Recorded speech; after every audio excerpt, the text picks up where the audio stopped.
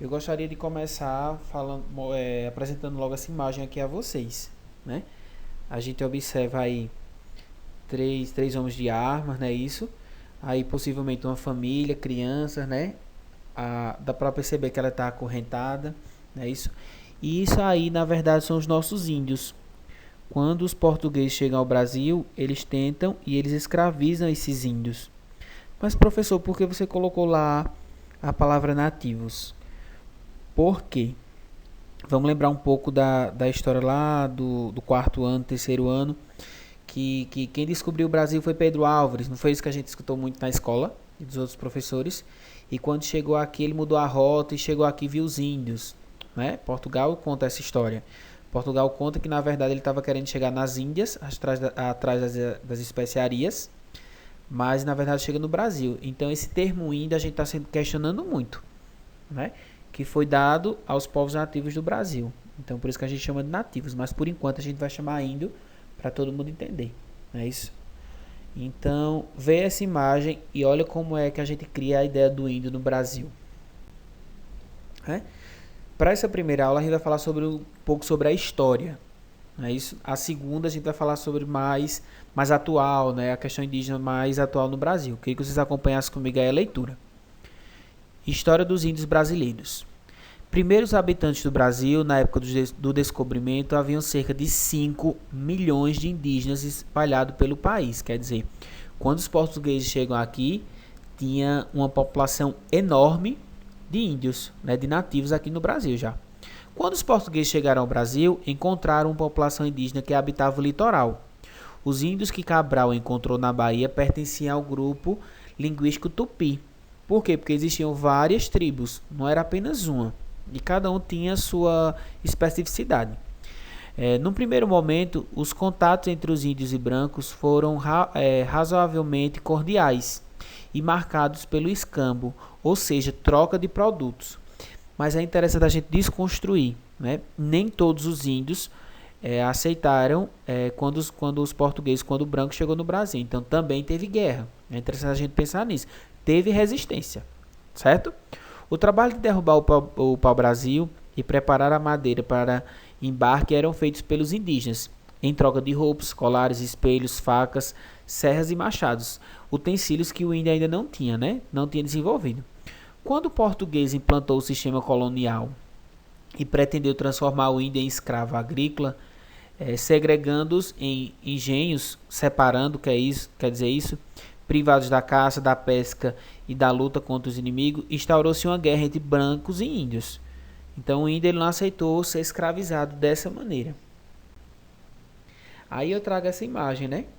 Essa imagem aí bem famosa de cima, né? Isso, os portugueses chegando numa embarcação menor e os índios esperando. E outra é aquele fazendo os escambos, esse desenho que seria a troca. Essa troca pelas especiarias, tem até um espelho.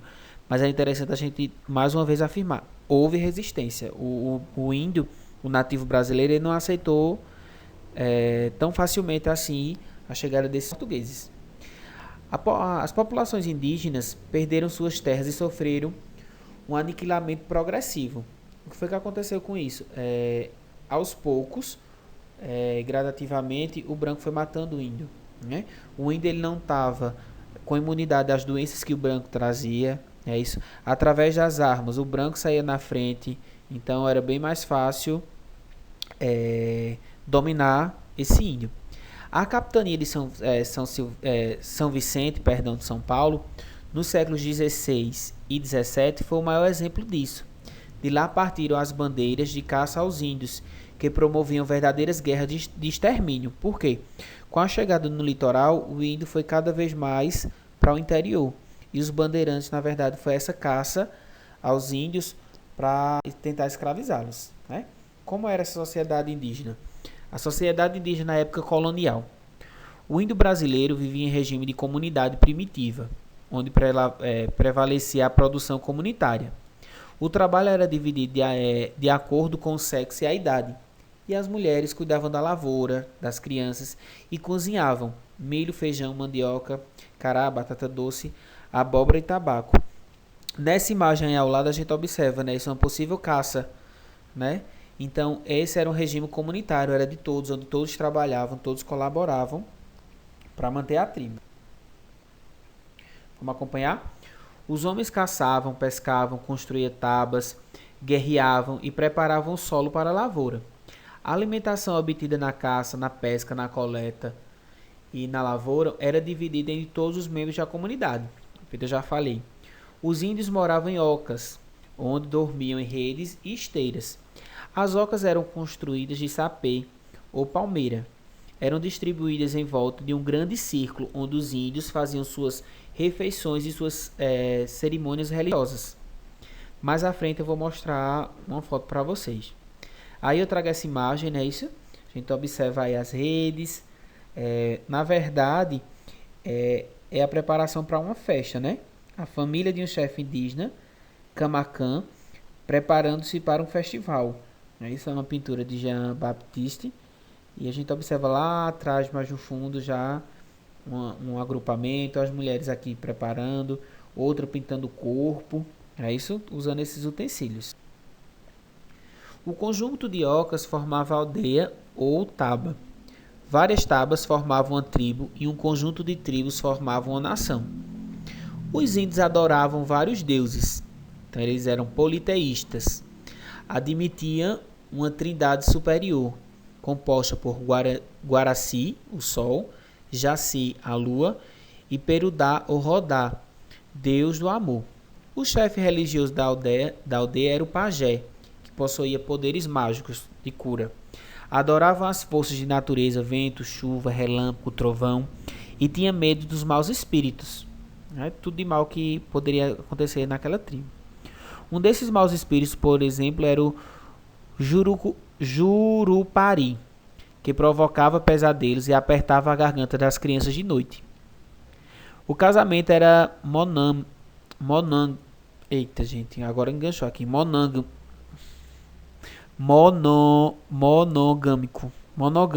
Agora saiu, monogâmico.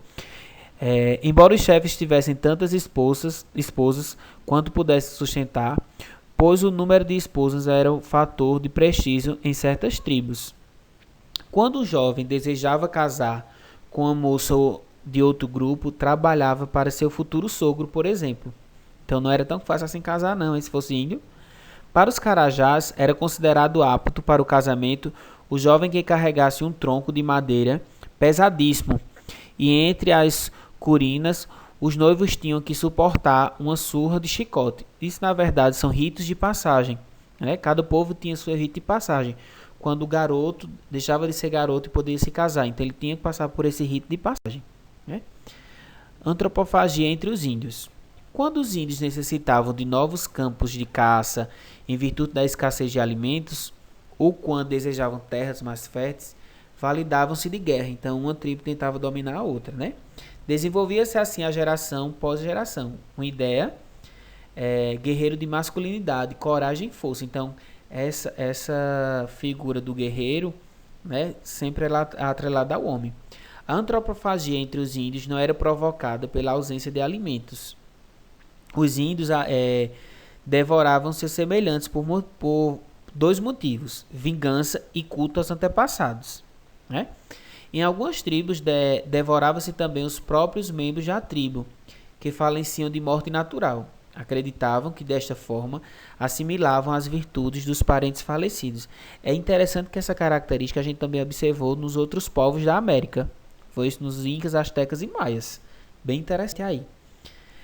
Nações indígenas na época colonial. Desde a época colonial, houve interesse em conhecer os indígenas a fim de torná-los aliados contra as invasões de outros europeus. Assim, a primeira classificação para entender os indígenas foi reuni-los em grupos linguísticos ou grandes nações, das quais se destacam o Tupi, espelhavam-se por toda a costa atlântica e várias áreas do interior, o G ou Tapuiá, que viviam no Planalto Central do Brasil, e aqui a gente vai ter outros. A Aroacá, que habitavam grande parte da bacia amazônica, Caribe, ocupavam o norte da bacia amazônica, E eu trago aí aqui simplificando nesse mapa. É isso, por exemplo, o Tupi-Guarani, a gente observa que tem toda a costa aqui do Nordeste, aqui em cima. Vê se vocês observam. Tá observando? O pano que a gente falou já está ao contrário, né? Já está bem do lado esquerdo. Estão observando? E outros grupos, né, que não dá para identificar, que são esses verdes. Não é isso? Então a gente observa que o Tupi e o G, que pega bastante a parte central do Brasil, tem maior quantidade. É isso? Herança cultural indígena. Vamos lá? O povo brasileiro tem vários costumes herdados dos indígenas. Dentre eles se destacam o uso da rede de dormir. Quem é que não gosta de dormir numa rede, né, minha gente? Então isso é uma herança cultural dos indígenas. A utilização do milho, da mandioca, do guaraná e demais frutos nativos. Emprego de várias ervas medicinais. Até hoje a gente utiliza muito. Né? Quem é a avó que manda, toma esse chazinho para dor de barriga. Né? Então isso vem da herança cultural dos índios. As técnicas de fabricação de canoas, jangadas e artefatos de palha e cipó. Uso de queimada nas rosas antes de fazer plantio. Acho que a gente viu muito agora nessa época de chuva na nossa região, que os antigos, né, os mais velhos, sempre colocam fogo, limpam o roçado, como a gente chama, e colocam fogo para poder plantar. A língua portuguesa falada em nosso país possui infinidade de palavras de origem indígena, como Iara, Jaci, Pernambuco, inclusive, não é isso? Afinal, os índios contribuíram para a formação do povo brasileiro na sociedade colonial. A união entre índios e brancos, a princípio ilegítima, ganhou o nome de mamulengo, ou caboclo, quer dizer, a junção dos dois, não é isso? Por sua vez, da união entre os índios e negros, que ocorreram em menor grau, que chamamos de cafuso ou caburé. Isso quer dizer a miscigenação, a mistura dessas três raças. Né? Até então a gente não está falando do negro, mas mais à frente a gente vai estudar. Mas a gente vai ter essas três raças, o branco, o negro e o índio. Então a gente vai ter essa miscigenação, essa mistura.